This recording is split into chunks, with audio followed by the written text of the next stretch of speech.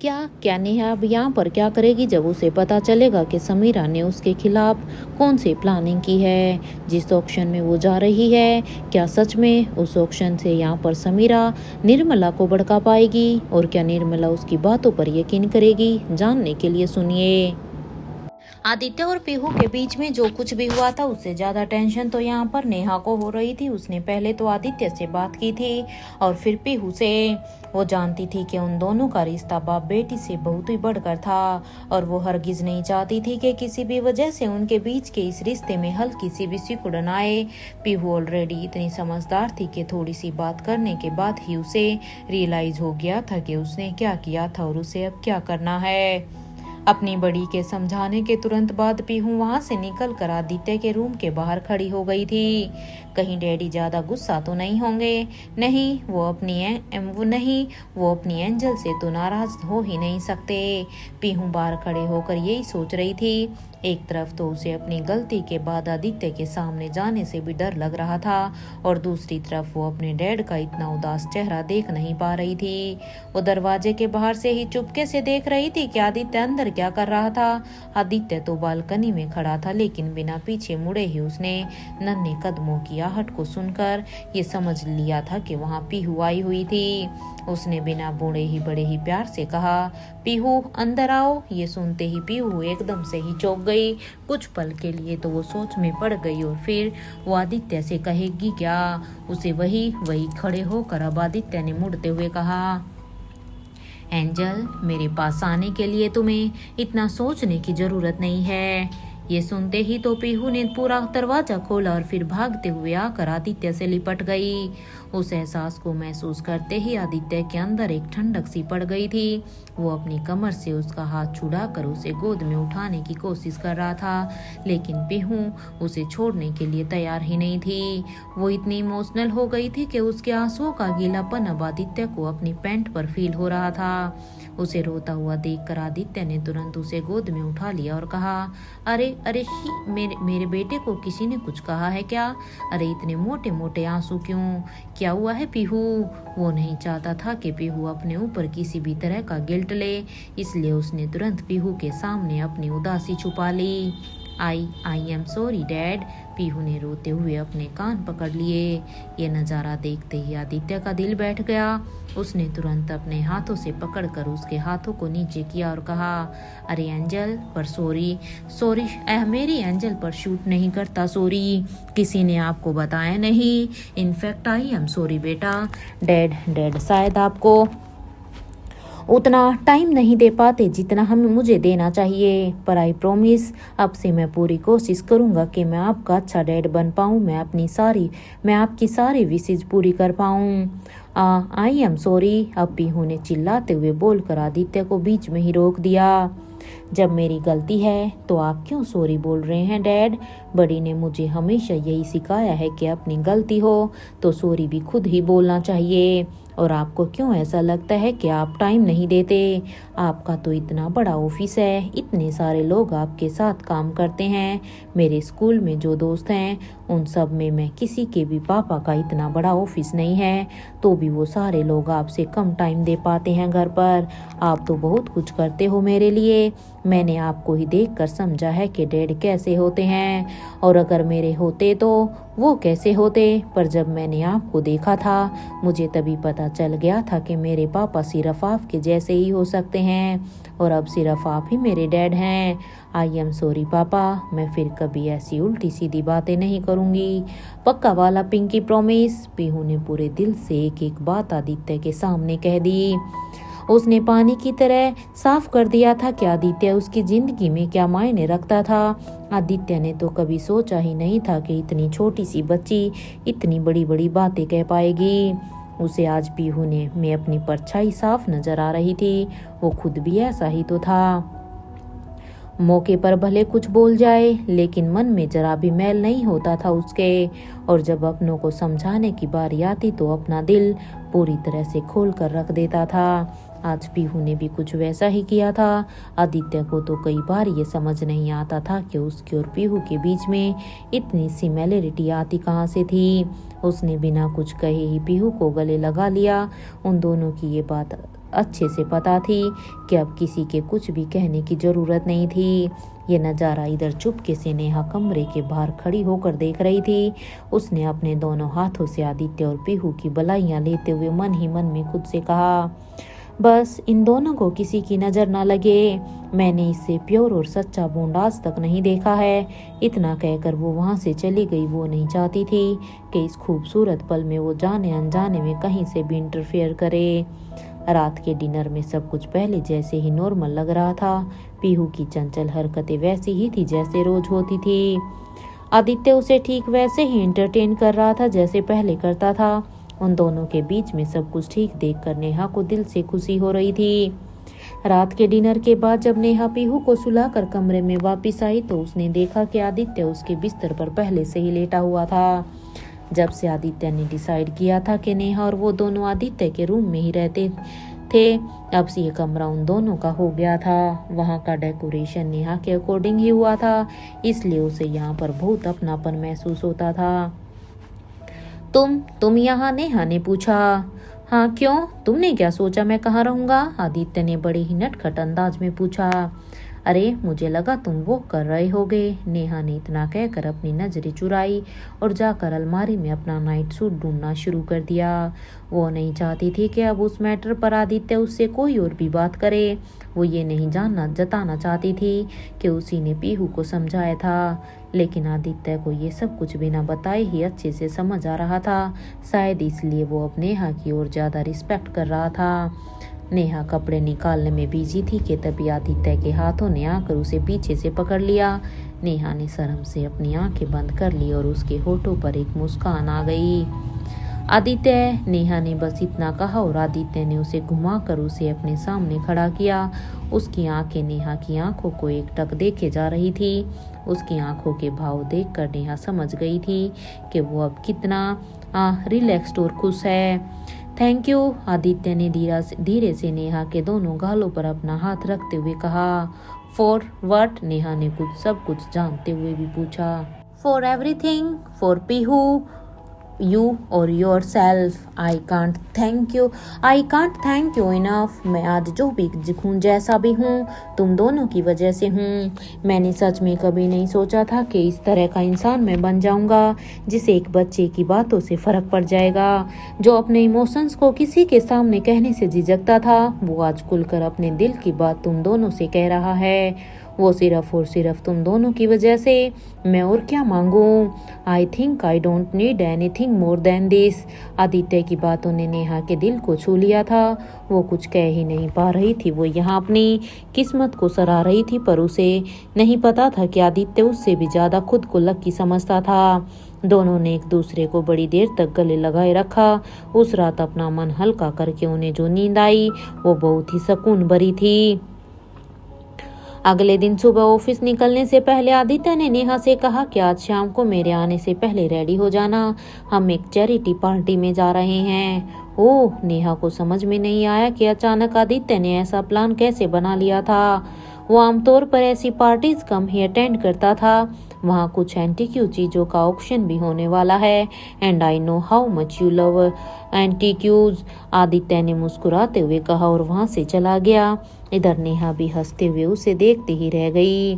Generally Aditya इन parties में खुद भी नहीं जाता था और नेहा को भी ले जाना अवॉइड करता था, लेकिन नेहा के इंटरेस्ट को देखते हुए उसने ये प्लान बना लिया था। सच में मुझे तो कई बार समझ में ही नहीं आता है कि मैं कैसे रिएक्ट करूं इतने प्यार पर, नेहा ने हंसते हुए खुद से कहा। थोड़ी ही देर बाद नेहा की शाम की ड्रेस के लिए डिजाइनर घर पर आ गए थे। हमेशा की तरह आज की पार्टी के लिए भी ड्रेस आदित्य ने स्पेशली बनवाई थी। अभी तक तो ये बात नेहा भी समझ गई थी कि उसे लेकर आदित्य कितना ज्यादा केयरिंग था। उसके प्रेगनेंसी फेज को देखते हुए उसके लिए सबसे कंफर्टेबल ड्रेसेस का कलेक्शन आदित्य ने भिजवाया था। शाम तक नेहा पूरी तरह से रेडी हो चुकी थी। इधर आदित्य भी टाइम पर घर वापस आ गया था। उसे डर था कि कहीं नेहा तैयार होने में थक ना जाए, लेकिन उसे फ्रेश और रिलैक्स्ड देखकर वो बहुत ही खुश था। चलें, आर वी रेडी? उसने नेहा के पास आकर पूछा। वो जिन नज़रों से उसे देख रहा था, नेहा को अपना कॉम्प्लीमेंट मिल चुका था। दोनों टाइम से पार्टी के लिए निकल गए थे, जो मेंशन से थोड़ी दूरी पर था। एक 7 स्टार होटल में रखी गई थी। ड्राइवर ने जैसे ही गाड़ी का दरवाजा खोला, आदित्य ने नेहा का हाथ पकड़कर बड़े रौब से उसे नीचे उतारा। ब्लैक सूट में आदित्य और पर्पल ड्रेस में नेहा किसी सेलिब्रिटी कपल से कम नहीं लग रहे थे। जिस तरह से दोनों हाथ में हाथ डाले एक कदम वेन्यू की तरफ आगे बढ़ा रहे थे, लोगों का ध्यान उन पर बढ़ता ही जा रहा था। इस तरह के जोड़े को उन सब की आंखों ने आज तक नहीं देखा था। आदित्य सिंघानिया को तो सब कुछ पहले से ही जानते थे, लेकिन उसके अनाउंसमेंट के बाद लोग नेहा को भी अब पहचानने लगे थे। सामने से देखने पर लोगों को वो फोटो से भी ज्यादा सुंदर लग रही थी। अब सब ये जानना चाहते थे कि इतने बड़े बिलियनेयर की फियांसे आखिर थी कौन, उसकी खुद की क्या पहचान थी। कुछ देर के लिए नेहा को लगा जैसे सैकड़ों आंखें उसे ही एक साथ देख रही थी। उसके सिर पर एक एक बाल से लेकर पैरों तक लोग उसे पूरी तरह से स्कैन कर रहे थे, जो नेहा को थोड़ा अनकंफर्टेबल भी कर दे रहा था। उसके चेहरे की झिझक देखकर आदित्य ने उसका हाथ और भी जोर से पकड़ा और उसके साथ चलते हुए कहा, डोंट वरी, मैं सब संभाल लूंगा। उसके मुंह से निकली इस लाइन ने नेहा को थोड़ा सा तो शांत कर दिया था। जैसे जैसे दोनों हॉल के अंदर आ रहे थे, उस रास्ते में खड़े लोगों की नजरें उनकी तरफ मुड़े जा रही थी। कॉन्ग्रेचुलेशन मिस्टर सिंघानिया, हम तो ये चाहते थे कि आप अपने फियांसे को लेकर यहाँ आए। Many congratulations to you ma'am. इस इवेंट के ऑर्गेनाइजर ने तुरंत आदित्य के सामने आकर कहा। इन दोनों का यहाँ पर एक बुके के साथ स्वागत किया गया। आदित्य के अनाउंसमेंट के बाद उसकी शादी ही इस वक्त का एक हॉट टॉपिक था, जो इस पार्टी के कोने कोने में डिस्कस हो रहा था। एक के बाद एक लोग आदित्य और नेहा को घेरे जा रहे थे। सबको बस आदित्य को बधाई देने की जल्दी थी। कई लोगों को तो पता ही नहीं चल रहा था कि वो एक्साइटमेंट में क्या बोले जा रहे थे। मैम, आप तो बहुत ही लकी हैं सच में। सर की वाइफ होना तो बहुत ही बड़ी बात होगी ना आपके लिए, उनमें से एक ने कहा। नेहा इस वक्त किसी भी सवाल का जवाब नहीं देना चाहती थी। लोगों ने उसे और आदित्य को इस कदर घेर लिया था कि उन्हें यहाँ पर घबराहट हो रही थी। पहली बार दोनों को एज ऑफिशियल कपल बाहर आए थे, तो उनसे सवाल होना तो लाजमी था। इधर समीरा भी इसी पार्टी का हिस्सा थी, जो दूर खड़े ये सब कुछ अपनी आंखों से देख रही थी। समीरा इस वक्त जलता हुआ वो अंगारा थी, जो या तो किसी को जला दे या फिर खुद ही आग की गर्म लपटों में खुद भस्म हो जाए। उसका चेहरा नफरत की वो आग उगल रहा था, जिसकी गर्माहट नेहा तक भी पहुंच रही थी। जहां सभी लोग उन दोनों के साथ को लेकर खुश थे, तो वहीं समीरा ने कुछ ऐसा कह दिया था जो किसी ने भी नहीं सोचा था। कहीं ऐसा तो नहीं कि मिस नेहा प्रेग्नेंट है और इसीलिए मिस्टर सिंघानिया ने अचानक से ये शादी अनाउंस कर दी है। समीरा ने सबके सामने नेहा को देखते हुए ये बड़ा सा सवाल कर दिया था। जैसे ही लोगों ने इस बात को सुना, वो एक साथ पलटकर समीरा की तरफ देखने लग गए। नेहा और आदित्य का ध्यान भी समीरा की तरफ चला गया। जहां प्रेगनेंसी की ये बातें सुनकर सभी लोगों के चेहरे पर अलग अलग तरह की क्यूरियोसिटी थी, तो वहीं नेहा और आदित्य को उसकी इस बात से कोई फर्क ही नहीं पड़ रहा था। नेहा तो उसे देखते ही समझ गई थी कि वो जरूर कुछ ना कुछ तो यहाँ पर तमाशा करेगी, पर जब तक आदित्य उसके साथ है, उसे किसी भी बात का डर नहीं था। समीरा की बकवास सुनकर आदित्य का मन कर रहा था कि वो भी अभी उसे मुंह तोड़ जवाब दे दे, लेकिन इतने लोगों के सामने वो किसी भी तरह के हार्श कमेंट्स नहीं करना चाहता था। इससे पहले कि इस प्रेगनेंसी वाली बात पर लोग अपना दिमाग लगाना शुरू करें, आदित्य ने सबके सामने नेहा का हाथ और भी जोर से पकड़ते हुए कहा, of course not, she is the love of my life, और इसके अलावा मुझे और किसी रीजन की जरूरत नहीं है to marry her. She means everything to me and I want to take care of her for the rest of my life. Aditya ने इतने लोगों के सामने समीरा का मुंह बंद कर दिया था। जिस तरह से उसने अपने प्यार का इजहार किया था, वहां खड़े किसी भी शख्स को समीरा की बात अब सुनाई ही नहीं दे रही थी। आदित्य की पर्सनैलिटी को देखते हुए किसी ने ऐसा सोचा भी नहीं था कि वो एक दिन इस तरह से अपने फियांसे का इंट्रोडक्शन करेगा। उसके कहे एक एक शब्द ने समीरा के दिल पर 100 छुरियां चला दी थी। वो जिस आग में पहले से जल रही थी, उसकी लपटें अब और भी तेज हो गई थी। तो वहीं दूसरी तरफ खुद के लिए ये सब सुनकर नेहा की आंखें गीली हो गई थी। जो एक्सेप्टेंस उसे आज तक नहीं मिला था वो आज आदित्य ने खुलकर उसके हिस्से में रख दिया था। आज तक उसके अपनों ने सिर्फ उसे छोड़ने और अबेंडन करने के बारे में ही सोचा था, लेकिन आज आदित्य सबके सामने उसका हाथ थाम रहा था। जिस वक्त को देखते हुए नेहा यहाँ तक पहुंची थी उसके इमोशंस को समझना किसी और के बस की बात नहीं थी। हाँ, मिस्टर सिंघानिया और मैम को देखकर तो ऐसा लगता ही नहीं है कि इनके बीच में हो रही शादी की कोई मजबूरी होगी। I mean look at them, they are just purely in love with each other. और ये उनकी आंखों में भी दिखता है, वहाँ खड़े ऑर्गेनाइजर ने सबके सामने कहा। समीरा जिस खबर को फैला कर नेहा की बदनामी करना चाहती थी वो आदित्य के स्टेटमेंट के बाद अपने आप ही यहाँ पर डिलीट हो गई थी। वहीं खड़े हुए एक शख्स के लिए आदित्य की कहीं बात समीरा से कहीं ज़्यादा इम्पोर्टेंट थी, लेकिन समीरा उनके प्यार का सिक्का आसानी से नहीं चलने देना चाहती थी। कुछ सोचते हुए अपने हाथ में सॉफ्ट ड्रिंक का गिलास लिए वो आगे बढ़ रही थी और इस बार उसने आदित्य के पास आकर कहा, आदित्य, जितना मैं तुम्हें जानती हूँ, you are not this kind of a person. तुम जो कर रहे हो उसे कोई एक्सेप्ट नहीं करेगा। आई रिपीट, कोई भी नहीं। मैं तुम्हारे साथ स्कूल से हूँ, इसलिए तुम्हारी फैमिली को मुझसे ज़्यादा बेहतर तरीके से और कोई नहीं समझ सकता। Keep this in mind.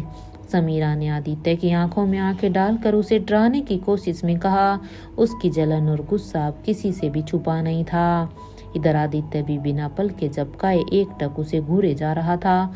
उसने धीरे से एक कदम अब समीरा की तरफ बढ़ाते हुए कहा, तुम्हें इसके बारे में सोचने की जरूरत नहीं है। ये मेरा फैमिली मैटर है और मैं इसे खुद हैंडल कर लूंगा।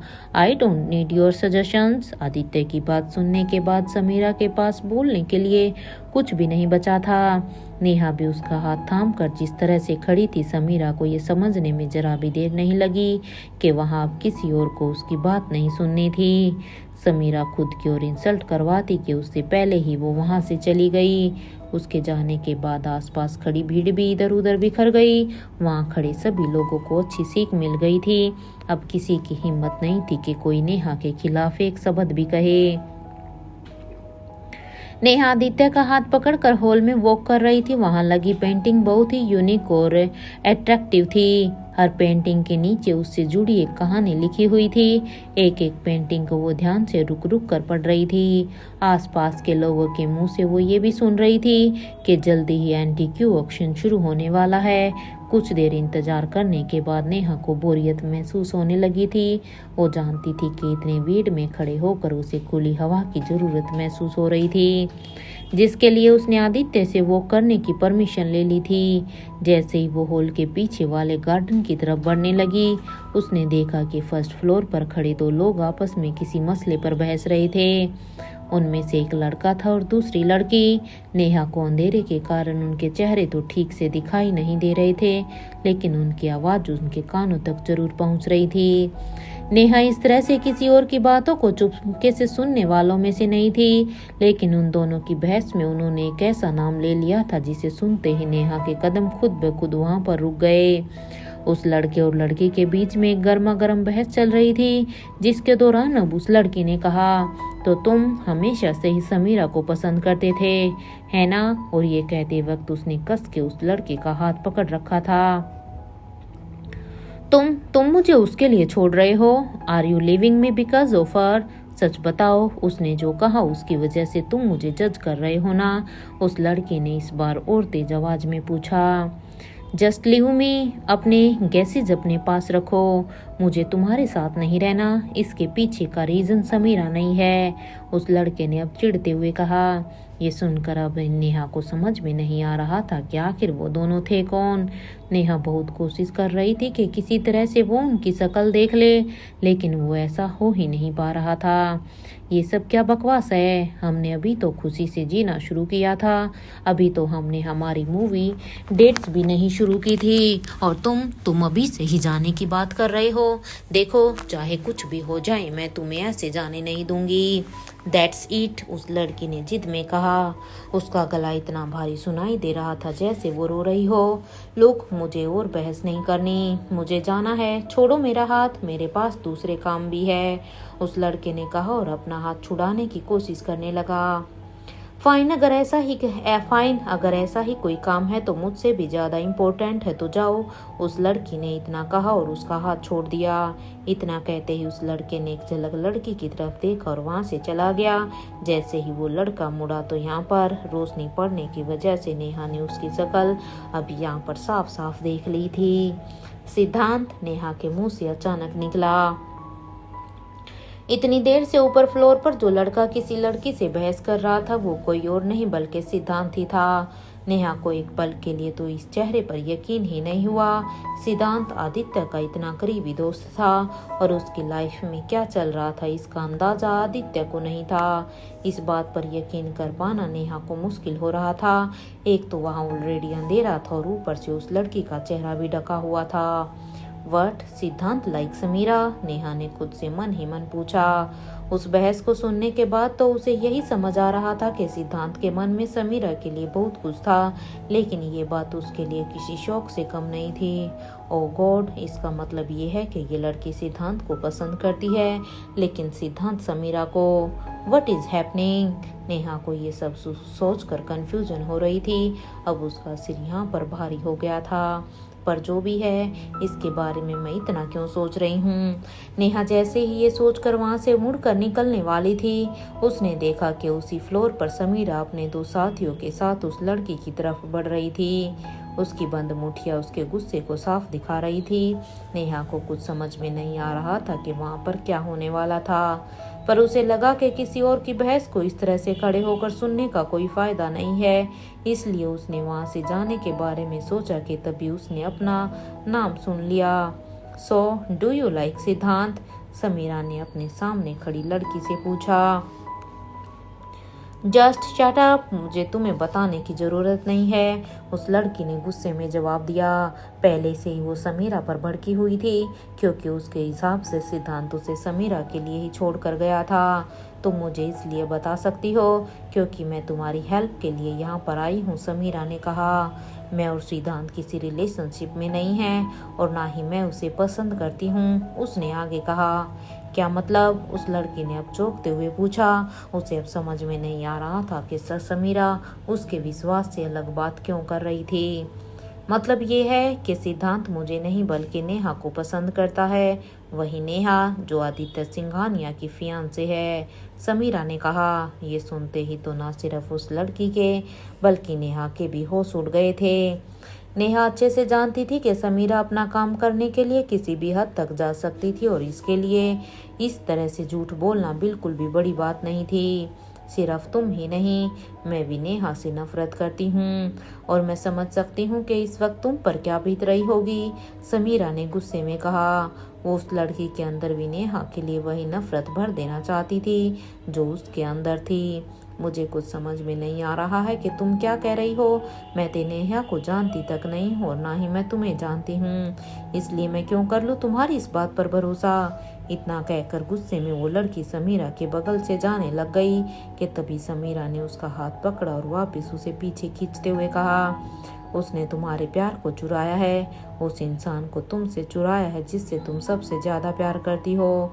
अगर तुम्हें यकीन नहीं होता तो तुम मेरे साथ बार हॉल में चलकर देखो। जिस तरह से सिद्धांत नेहा की तरफ देखेगा, उसकी आंखें देखकर ही तुम समझ जाओगी कि मैं झूठ नहीं बोल रही। उसने तुमसे तुम्हारी सबसे प्यारी चीज छीन ली और तुम ऐसे ही हाथ पर हाथ धरकर बैठी रहोगी। समीरा ने उसे उकसाने की कोशिश में हर वो कुछ कहा जो पॉसिबल था। उस लड़की के चेहरे के एक्सप्रेशन जिस तरह से बदल रहे थे, समीरा को समझ आ गया था कि उसने अपना काम कर दिया था। वो लड़की अब समीरा से पूछती है कि आखिर तुम मुझसे क्या चाहती हो। ये सुनते ही समीरा के चेहरे पर एक समाइल आ गई। ये सुनकर नेहा भी जानना चाहती थी कि आखिर समीरा के दिमाग में क्या चल रहा था। वो बहुत कोशिश कर रही थी कि उसे कुछ तो सुनाई दे जाए, लेकिन दूरी बहुत होने के कारण उसे कुछ सुनाई नहीं दे रहा था। वो बस ये देख पा रही थी कि समीरा धीरे से उस लड़की के पास गई और उसके कानों में धीरे से कहना शुरू कर दिया, ये सब क्या हो रहा है समीरा? ये क्यों कर रही है ये सब? मैं खुद ऊपर जाऊं या फिर मुझे आदित्य से इसके बारे में बात करनी चाहिए। नेहा को कुछ समझ नहीं आ रहा था कि वो क्या करे। उसकी आंखों के सामने समीरा उसके अगेंस्ट प्लान बना रही थी और उसे कुछ समझ ही नहीं आ रहा था। ये सोचकर उसे बेचैनी भी हो रही थी और डर भी लग रहा था। वो वहां खड़ी होकर बस सोचती ही रह गई और समीरा अपने दो साथियों के साथ वहां से निकल गई। नेहा ने ये सब देखकर जैसे कहीं खो सी गई थी। उसे डर इस बात का लग रहा था कि समीरा फिर से तो उस पर अटैक करने का नहीं सोच रही थी। उसे इस बात से कोई फर्क नहीं पड़ रहा था कि समीरा उसके खिलाफ क्या कुछ फैला रही थी। उसे इस बात से भी फर्क नहीं पड़ता था कि उसके खिलाफ कितने दुश्मन खड़े हो गए थे। लेकिन इन सब के बीच वो अपने बच्चे पर किसी भी तरह का खतरा नहीं चाहती थी। थोड़ी देर तक इस बारे में सोचने के बाद नेहा का सिर भारी होने लगा। तभी अचानक से उसकी पीठ पर एक हाथ आया और कानों में आवाज आई, नेहा तुम यहाँ पर क्या कर रही हो? नेहा ने जब पलट कर देखा तो वहां पर आदित्य खड़ा हुआ था। उसके चेहरे पर छाई टेंशन और उसकी हड़बड़ाहट में छुपाने की कोशिश की।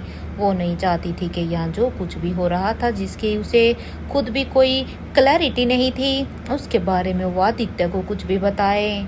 कुछ नहीं, just needed fresh air. Neha ने इतना कहकर अपनी एंग्जाइटी को छुपाने की कोशिश की। अभी ठीक लग रहा है? कोई प्रॉब्लम है? घर चलें? आदित्य ने बड़ी चिंता से पूछा।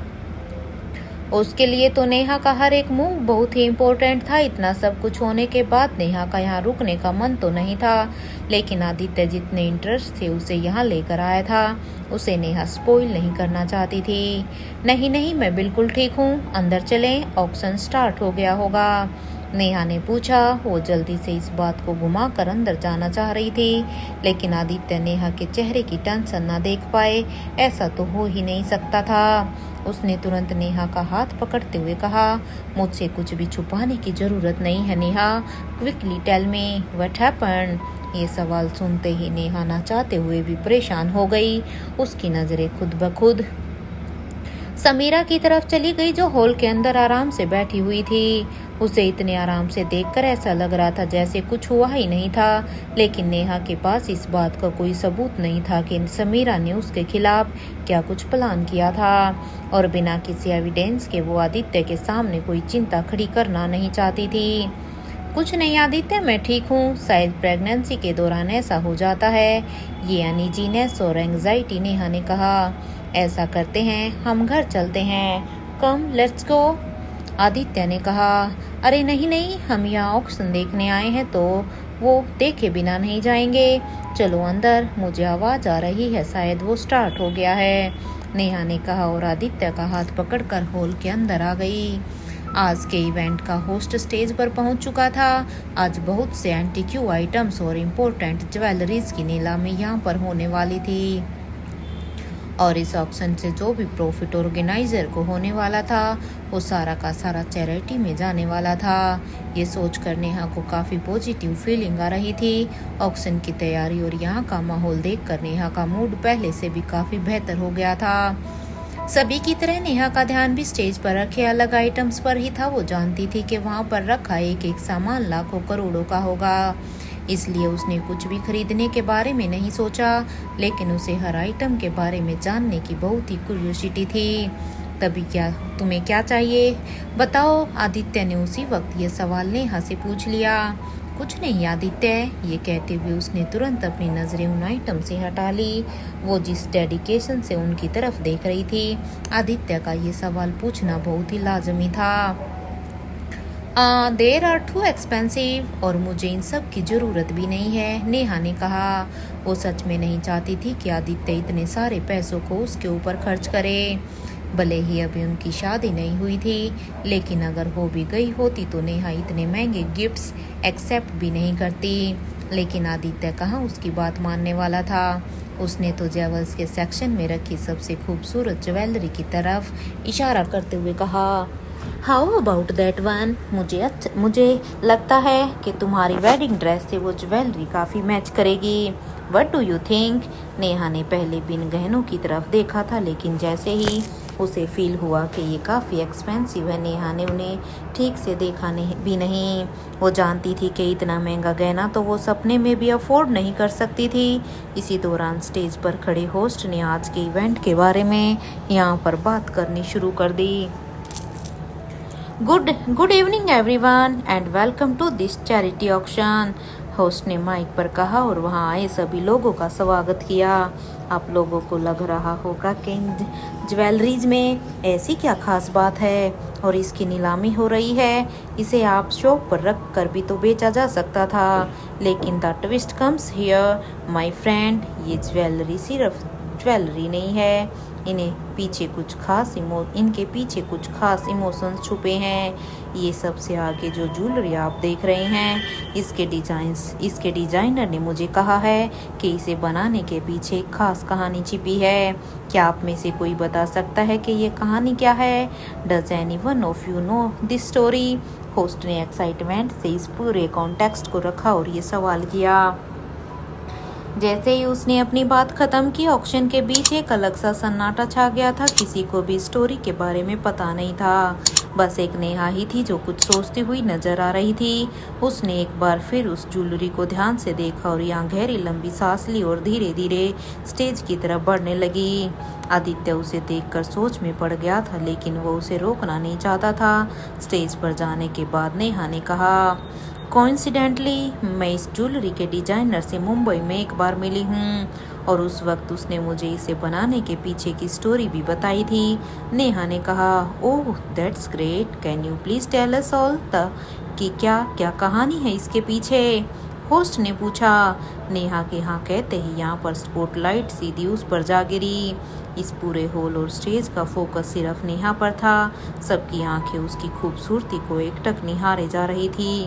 आदित्य भी वो कहानी जानने के लिए बड़ा ही क्यूरियस था, जो यहाँ पर सिर्फ नेहा को ही पता थी।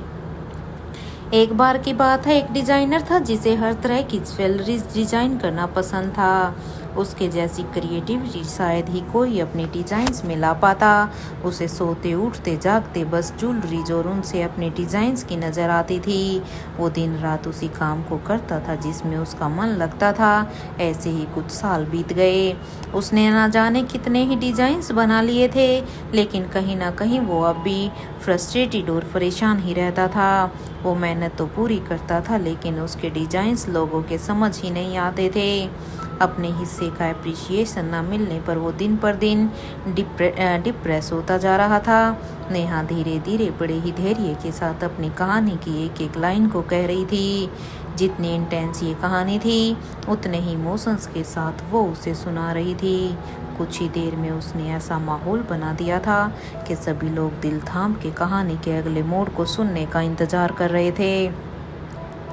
फिर एक दिन उसकी लाइफ में ऐसा आया जब उसकी मुलाकात एक ऐसे इंसान से हुई जिसने उसकी पूरी दुनिया ही बदल कर रख दी थी। वो लड़की दिखने में इतनी सुंदर थी कि उस डिजाइनर को देखते ही उससे प्यार हो गया था, लेकिन उसके पास ऐसा कुछ भी नहीं था जो वो उस लड़की को दे पाए। तो उसने सोचा कि क्यों ना वो वही करे जो उसे आता है। ये सोचकर उसने अपने प्यार के लिए भी ज्वेलरी डिजाइन करनी शुरू कर दी। वो ज्वेलरी उसकी करियर की सबसे सुंदर डिजाइन थी। वक्त के साथ उसका प्यार कब परवान चढ़ गया ये उन्हें भी पता नहीं चला, लेकिन उन्हें नहीं पता था कि उनकी किस्मत में तो कुछ और ही लिखा था। नेहा ने जैसे ही ये कहा, वहाँ मौजूद सभी की धड़कन तेज हो गई। अभी तक सब कुछ अच्छा होता हुआ सुनकर उनके चेहरे पर एक स्माइल थी, लेकिन इस ट्विस्ट के बाद क्या होने वाला था ये किसी को भी नहीं पता था। जब ये बात लड़की के पिता को पता चली तो उन्होंने उस डिजाइनर को एक्सेप्ट करने से मना कर दिया।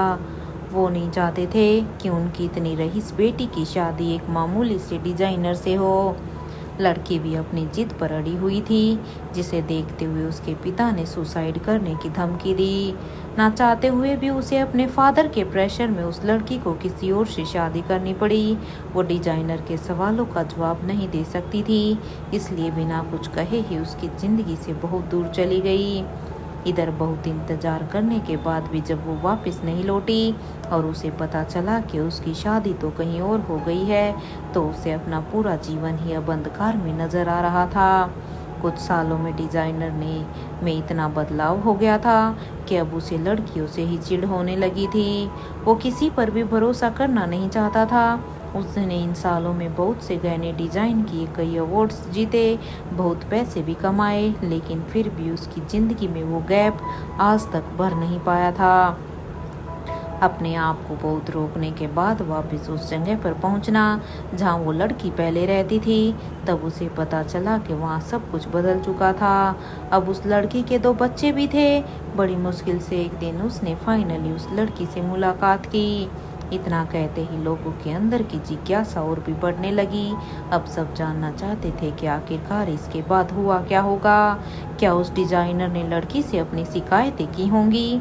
लोगों की आंखों में एक्साइटमेंट देखने के बाद नेहा ने फिर से बोलना शुरू किया। जैसे ही वो लड़की डिजाइनर की आंखों के सामने आई, उसने पहला सवाल किया, do you love your husband. ये सवाल सुनकर लड़की शांत हो गई।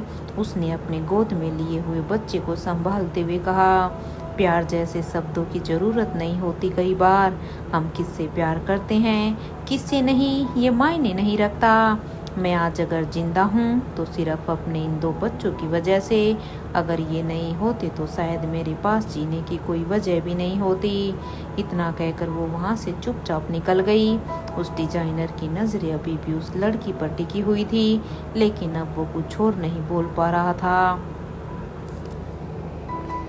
उस लड़की ने एक ही लाइन में अपनी पूरी जिंदगी का सार वहां पर उसके सामने रख दिया था। अब उस डिजाइनर को न तो कोई शिकायत थी और ना ही कोई उम्मीद। उसे तो ऐसे लग रहा था जैसे कई सालों बाद वो किसी नींद से उठा हो। उसने उस दिन सोच लिया था कि वो अब अपने पास्ट को भुलाकर आगे बढ़ने की कोशिश करेगा, और एक बार फिर से उसने अपनी ज्वेलरीज को डिजाइन करना शुरू किया। इतना कहकर नेहा कुछ देर के लिए चुप हो गई और अब उसने मुड़कर अपने पीछे रखे हुए गहनों की तरफ देखा।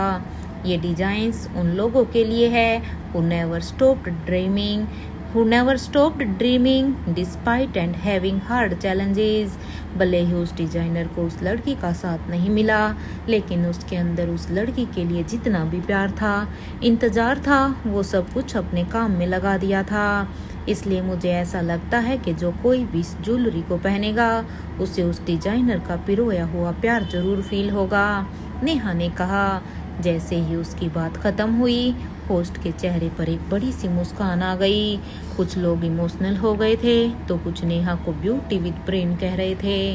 कहानी खत्म होते ही पूरा का पूरा हॉल तालियों की गूंज से चहक उठा। नेहा का कॉन्फिडेंट और खूबसूरत चेहरा देखकर सबसे ज्यादा खुश आदित्य था। नेहा की सुनाई हुई कहानी के बाद वो ज्वेलरी अब और भी ज्यादा खूबसूरत लग रही थी। ऑडियंस में खड़े जो लोग अभी तक नेहा और आदित्य के स्टैंडर्ड्स का कंपैरिजन कर रहे थे, उन्हें भी अब नेहा भा गई थी। उन्हें भी लगने लगा था कि नेहा आदित्य की वाइफ होना पूरी तरह से डिजर्व करती है।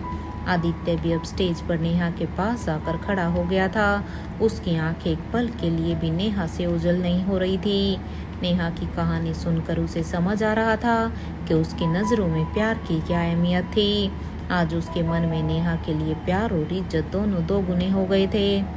लोगों का इतना एप्रिशिएशन और तालियां सुनकर नेहा को भी खुशी हो रही थी, लेकिन उसे नहीं पता था कि आदित्य उससे भी ज्यादा खुश था। जैसे ही उसने अपने बगल में देखा, आदित्य वहां खड़े होकर उसे देखे जा रहा था। स्टेज पर इस तरह उसे देखकर वो शर्मा गई थी। अब उसने धीरे से कहा, Aditya what are you looking at. वो नहीं चाहती थी कि लोग आदित्य को उसे इस तरह से देखते हुए देखें। नथिंग, आदित्य ने मुस्कुराते हुए जवाब दिया और उसे ही देखता रहा। उसकी आंखों में खुद के लिए प्राउड और रिस्पेक्ट नेहा सब देख पा रही थी। इधर कैमरामैन आकर नेहा और आदित्य की फोटो खींच रहा था। कुछ ही देर बाद नेहा को लगा कि अब उसे स्टेज से उतरना चाहिए, जिसके लिए आदित्य ने उसका हाथ पकड़ा और उसे पकड़कर धीरे धीरे स्टेज के नीचे ले आया।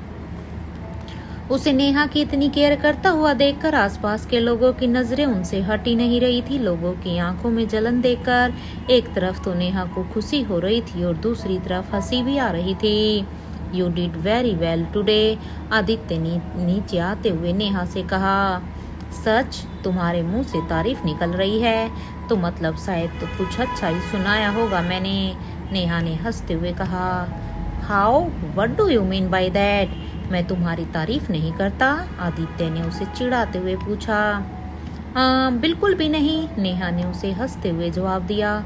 उसके खिलखिलाते चेहरे को देखकर कोई भी यह कह सकता था कि वो कितनी खुश थी आज। आदित्य चाहकर भी अपनी नजरें नेहा से हटा नहीं पा रहा था।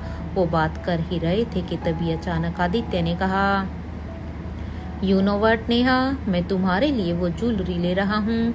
मुझे लगता है कि जिस ज्वेलरी की कहानी सिर्फ तुम्हें ही पता है, तो उसे पहनने का हक भी सिर्फ तुम्हें ही है। ये बात सुनते ही तो नेहा घबरा गई और उसने तुरंत मना करते हुए कहा। अरे अरे बिल्कुल भी नहीं, ऐसा करने की सोचना भी मत। तुम्हें पता भी है इसका रेट क्या है? It's 4 lakhs। इतनी महंगी कोई ज्वेलरी पहनता है कि भला? नहीं, हरगिज नहीं। नेहा को अभी भी कोई भी शौक नहीं था कि वो सजने संवरने में इतने पैसे खर्च करे। बड़े सालों से के बाद उसने शौक से वेडिंग ड्रेस तो ले ली थी, लेकिन अब उसके आगे वो कुछ नहीं करना चाहती थी।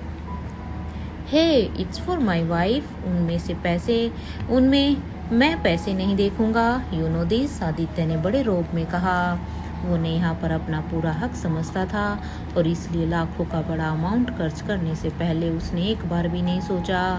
देखते ही देखते उस ज्वेलरी की नीलामी शुरू हो गई।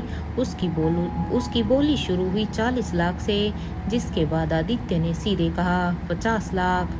50 लाख सुनते ही तो वहाँ पर बैठे आधे लोगों के तो होश उड़ गए। उनमें से किसी की इतनी हिम्मत नहीं थी कि वो इसके आगे बोली लगा सके। कुछ ही देर में फिर से एक आवाज आई 60 लाख, जिसे सुनते ही आदित्य ने अबाव देखा ना ताओ और सीधे बोली लगा दी 80 लाख।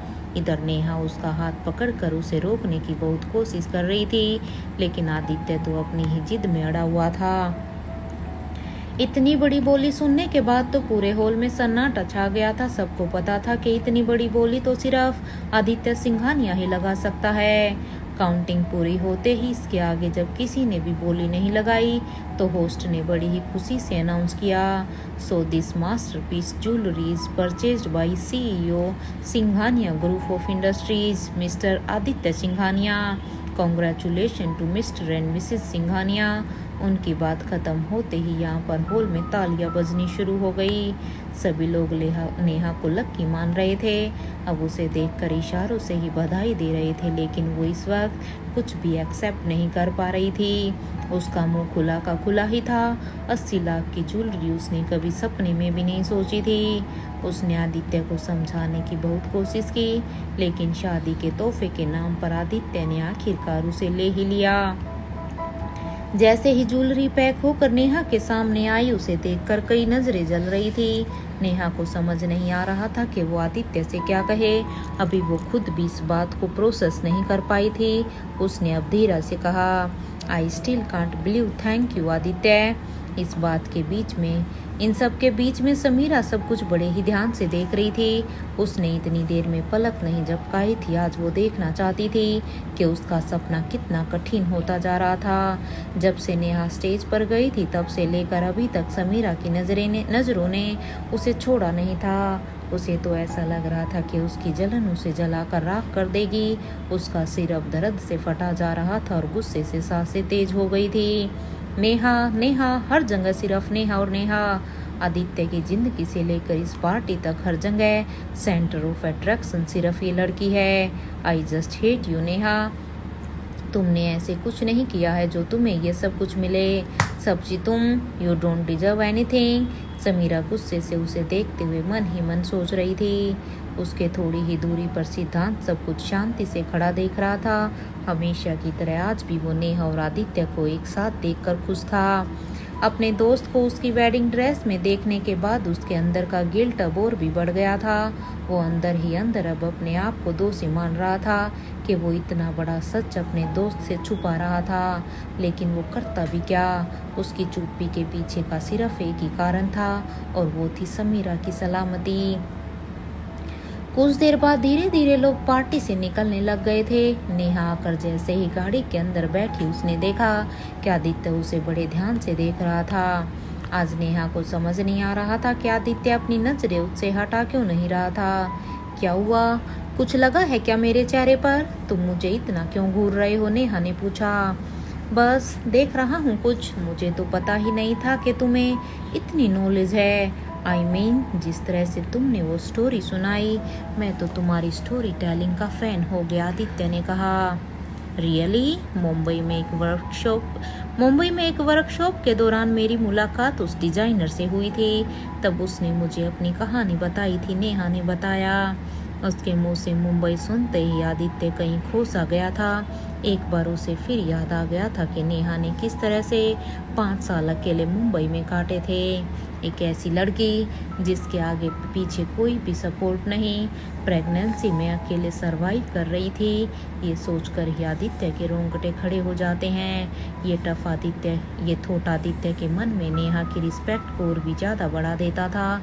वो जब भी इस बारे में सोचता था उसे पहला ख्याल यही आता था कि काश मैं उस टफ फेज में नेहा के साथ होता, काश उसे कुछ भी अकेले सफ़र नहीं करना पड़ता, काश। इधर नेहा को गले लगाते हुए वो बार बार एक ही सवाल पूछना चाहता था, कैसे किया था उसने ये सब कुछ अकेले? लेकिन नेहा यादों के पिटारों में खोकर और दुखी न हो जाए, ये सोचकर आदित्य खुद को रोक लेता था। पूरे रास्ते वो नेहा के उन कठिन दिनों के बारे में सोचता रहा जब वो पीहू को अपने पेट में लिए इस समाज और दुनिया वालों के तानों के साथ जी रही होगी। इन ख्यालों में खोया हुआ वो नेहा के सिर पर थपकी मारे जा रहा था और उस दौरान उसे पता भी नहीं चला कि नेहा तो आराम से सो चुकी थी। उसने सिर नीचे करके देखा तो वो चैन की नींद ले रही थी। उसका इतना भोला और थका हुआ चेहरा देखकर आदित्य का मन कर रहा था कि वो पूरी रात ऐसे ही बैठा रहे।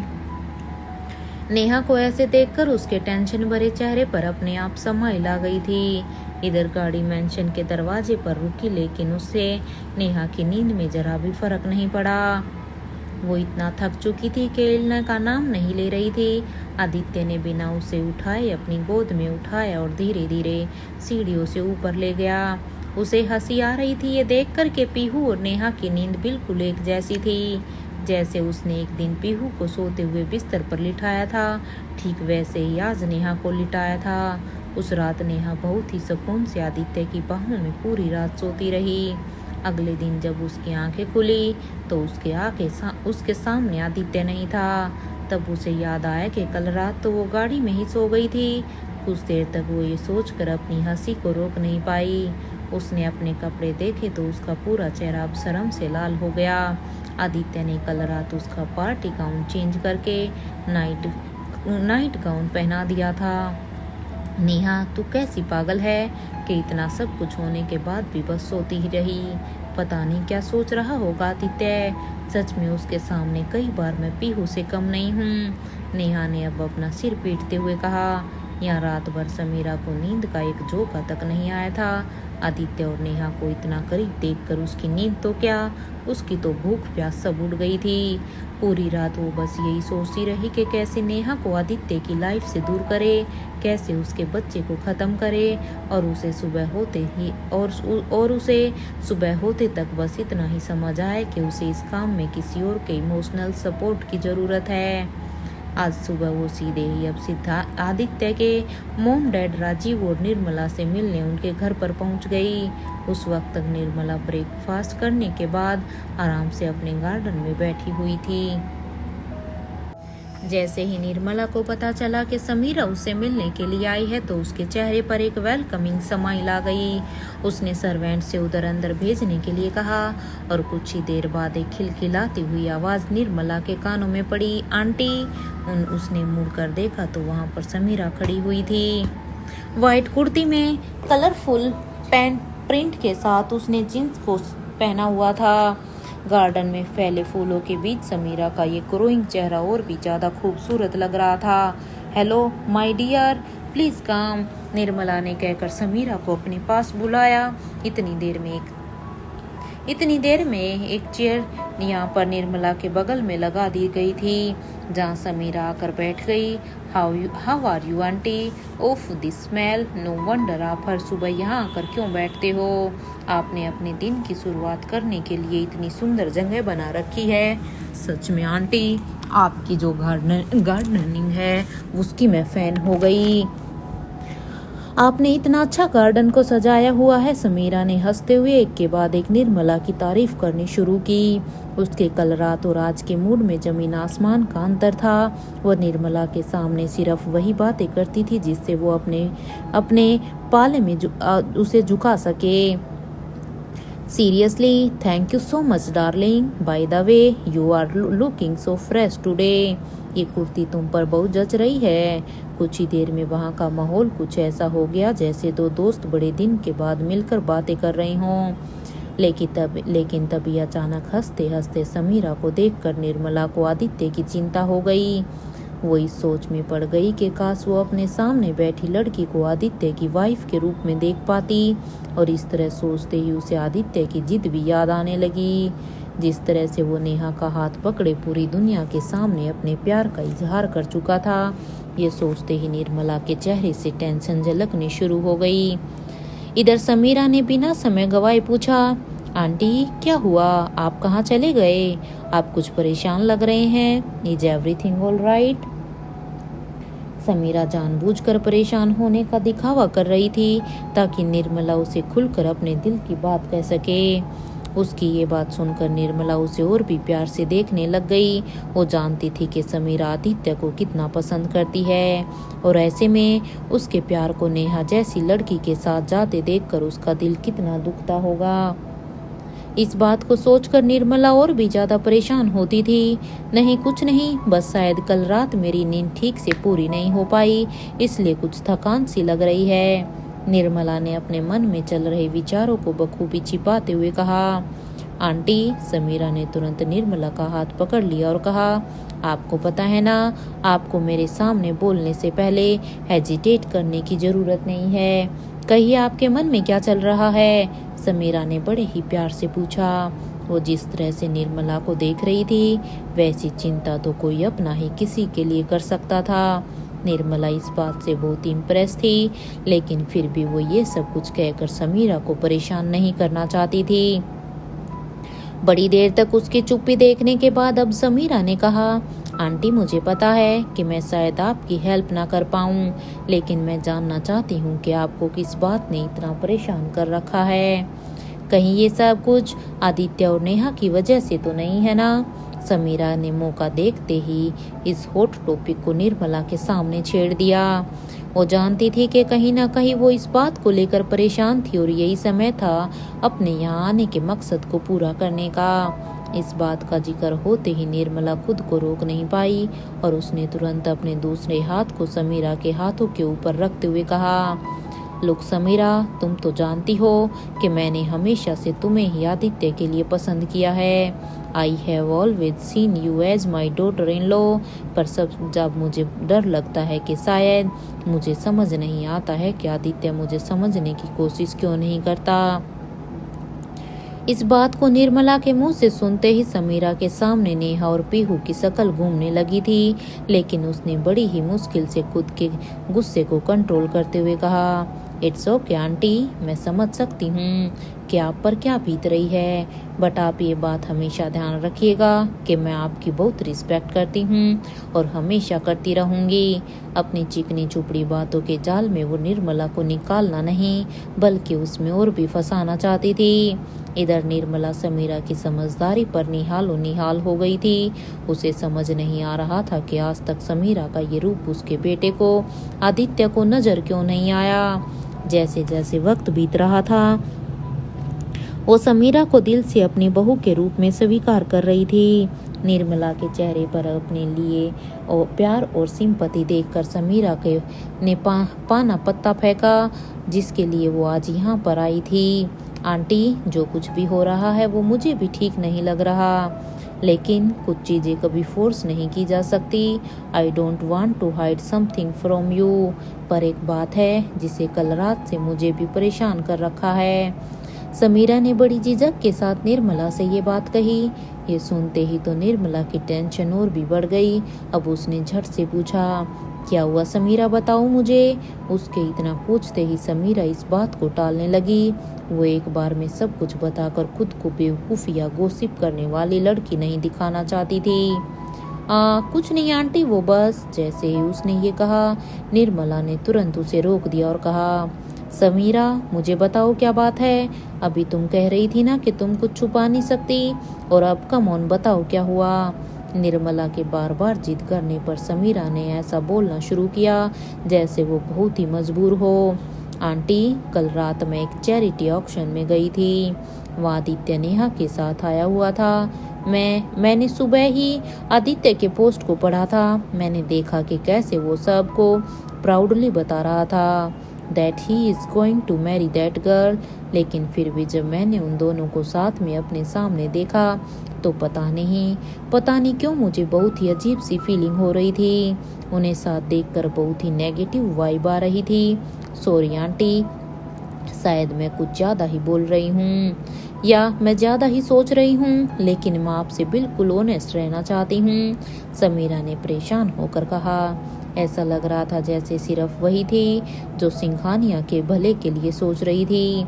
उसकी बातों ने निर्मला को और भी ज़्यादा बेचैन कर दिया था। वो पहले से ही नहीं चाहती थी कि नेहा और आदित्य एक हो, और अब ये सब कुछ सुनने के बाद तो उसके मन में और भी गुस्सा भर चुका था। उसने अब गुस्से में पूछा, वहाँ क्या हुआ था। ये सुनकर समीरा ने अपनी नजरें झुका ली। ऐसा लग रहा था जैसे वो बोलना तो बहुत कुछ चाहती थी लेकिन बोल नहीं रही थी।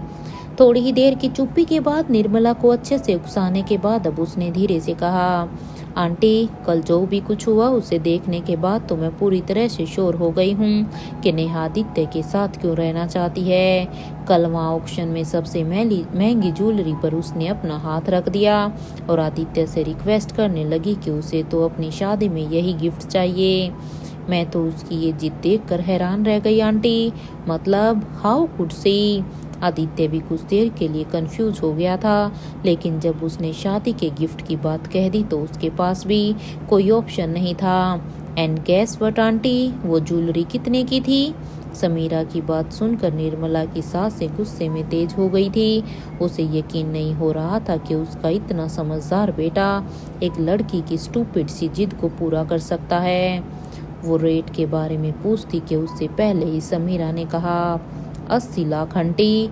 इधर आदित्य ने इमोशंस में बहकर उस ज्वेलरी के लिए 80 लाख की बोली लगा दी, जिसे सुनने के बाद में तो क्या सबके होश उड़ गए। लोगों को समझ में ही नहीं आ रहा था कि नेहा इस तरह की जिद कैसे कर सकती थी। 80 lakh is a big amount aunty, Sameera ने आग में घी डालते हुए कहा। कल रात ऑक्शन हॉल में जो कुछ भी हुआ उस कहानी को तोड़ मरोड़ कर उसने निर्मला के सामने ऐसे पेश किया था जिसमें हर तरफ से विलन नेहा ही नजर आ रही थी।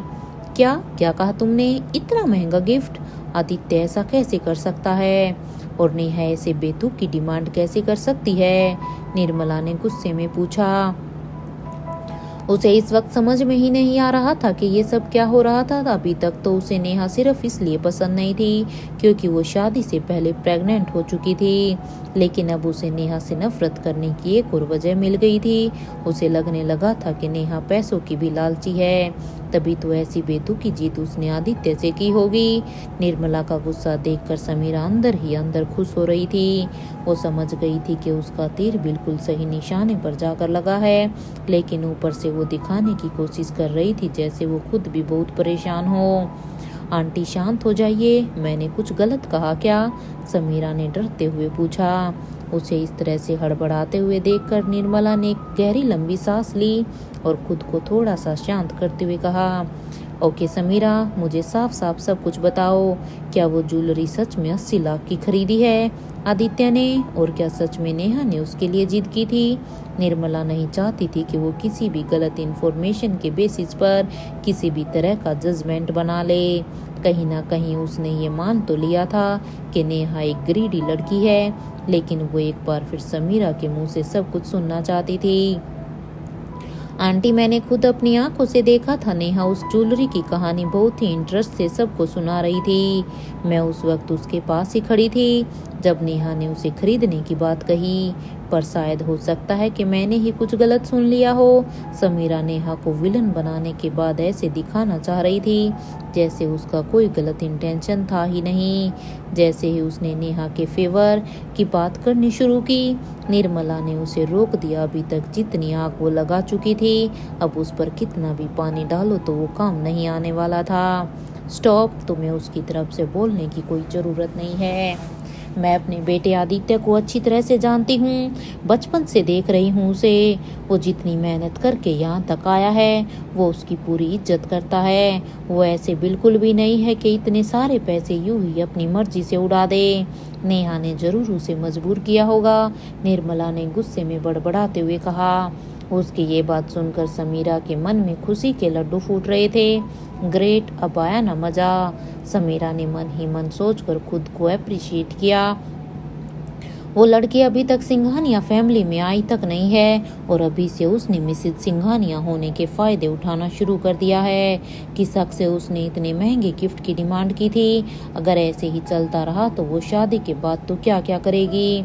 हो सकता है हमारे पूरे बिजनेस एम्पायर की डिमांड कर ले, तो क्या आदित्य वो भी पूरी कर देगा। निर्मला ने गुस्से में कहा। ऐसी ही कई तमाम चिंताएं उसे अब अंदर ही अंदर खाई जा रही थी, जिसके चलते उसने एक डिसीजन ले लिया था। क्या नेहा को बदनाम करने का समीरा का ये प्लान कर जाएगा काम? क्या फैसला लेगी निर्मला? क्या नेहा साबित कर पाएगी अपना सच निर्मला के सामने? आप लोगों को क्या लगता है, क्या होंगे इन सभी सवालों के जवाब? प्लीज़ इस कहानी को सुनकर मुझे सपोर्ट कीजिए।